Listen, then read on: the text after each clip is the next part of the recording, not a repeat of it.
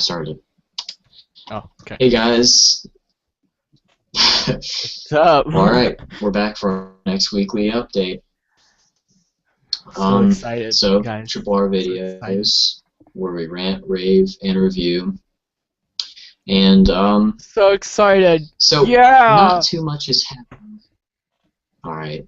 Not too much has happened this week in the world of tech and really stuff in general. Not too much has happened. No. What really has happened the most? Moto G announcement. The PS4 and Yeah. Xbox One.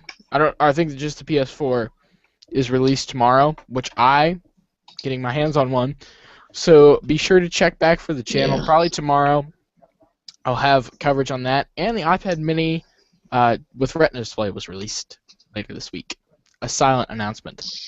Yeah. So. Yeah. Do you know if you're going to get that? No, I'm just gonna keep my iPad Mini. You know, I'm fine with it. I'm fine with it. Yeah. I mean, it works just the same, so I'm fine with it. Yeah. So. Well. Yeah. What all has happened this week? Motorola had that Moto G announcement. Right. Like what, Monday? Yeah, I think no. Monday. I think it was PlayStation Wednesday. 4. I don't know. I don't know what day it was. But anyway, let's was... just go ahead and get into the Moto G. Let's just start talking about that. So basically, what the Moto G is. Why not? Yeah, what the Moto G is basically a Moto X spec down, but the off-contract price of he can't take his hands off his Moto X. I love it. Okay, Google now. Oh, it says my name. But anyways, what the Moto G is a spec down version of the Moto X with an off-contract price of $179. Best deal in tech. Which is dirt cheap. Dirt cheap compared to the Nexus 5, which was $350, I think. I don't care who you are. If you think that's a bad deal, you're an idiot. So. What's the big difference between the Moto G and your Moto X? Well, the Moto X has a bigger screen. Mine's a 4.7. The Moto G is a 4.5. It has a has a 5 megapixel camera. Not as big a battery. Yeah. And I mean, for $170, I mean $180, that's worth every single penny. It has all the touchless controls like the Moto X does. And, you know, it's awesome. It's awesome, especially for that price. And it comes in a bunch of different colors. Touchless controls is pretty cool. And the Moto X is a pretty good all-around phone, especially compared to the Nexus 5. The Moto X and Nexus 5 went, about head-on. In terms of price, Nexus 5 is cheaper. But Google's really going just straight into having really good smartphones for a very cheap price. Right. So I'm anxious to see what comes of that, Mm-hmm. Yeah. I mean, also the Moto X, it was released at the Moto Maker, where you can customize your phone, is on every carrier now that carries the Moto X. So it's not just exclusive AT&T. Yeah, at first it was just AT&T. Yep. So. Yes, so that's pretty cool. So you can get a blue phone. And the processing speed on the Moto G is a little slower. Yours has a 1.7 processor. Yeah, I looked this up. I'm not wrong. But the 1.7 and the Moto G has 1.2. Yeah, that's what I was thinking. 1.2. Yeah, plus I don't know. I mean, it'll be an okay phone. Spec-wise, it'll be okay. But very, very okay, especially for the price. Yeah, I think I could see it on a prepaid carrier, like maybe AT&T might carry it for their GoPhone line, or Straight Talk or something like that.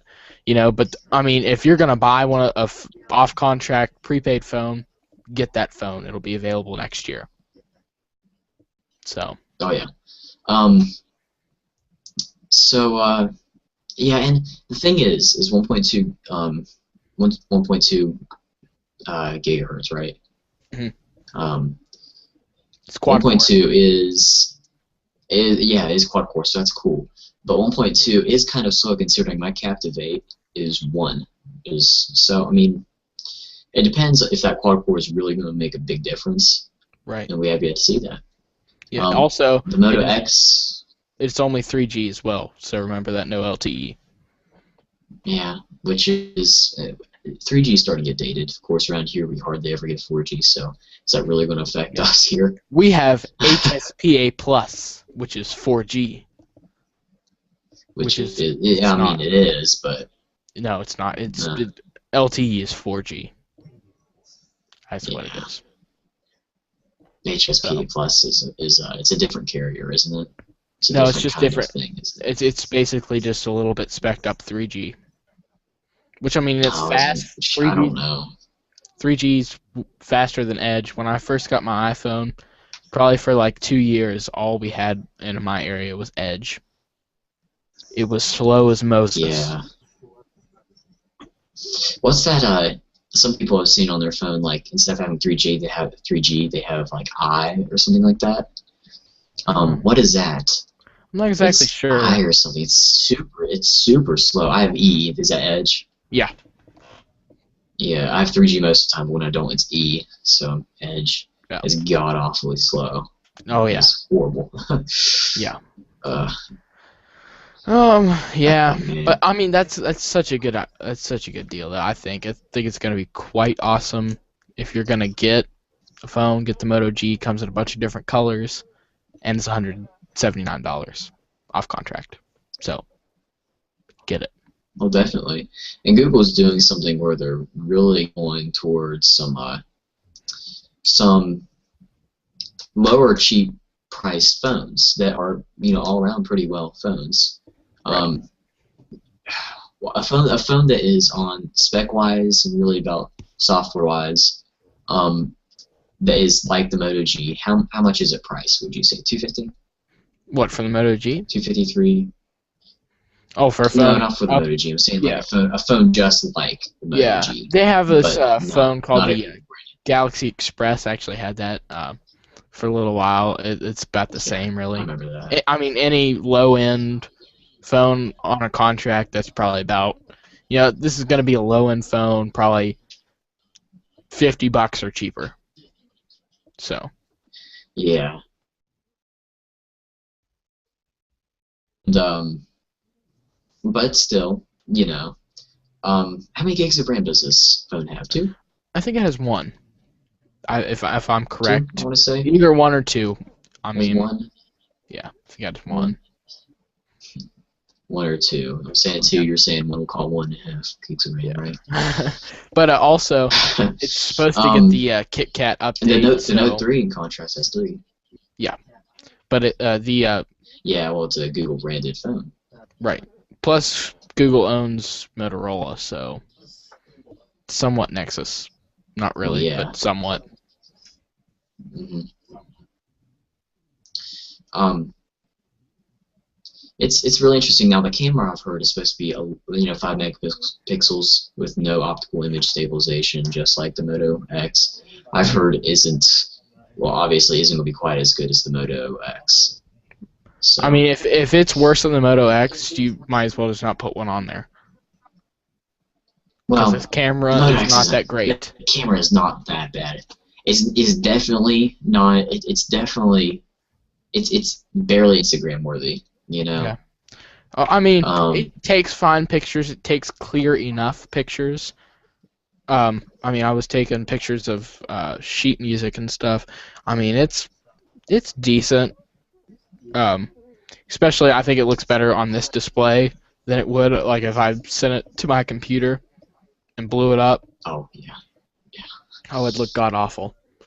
But I think that the Moto X's camera was just kind of one of those things that was put there because every other phone has it.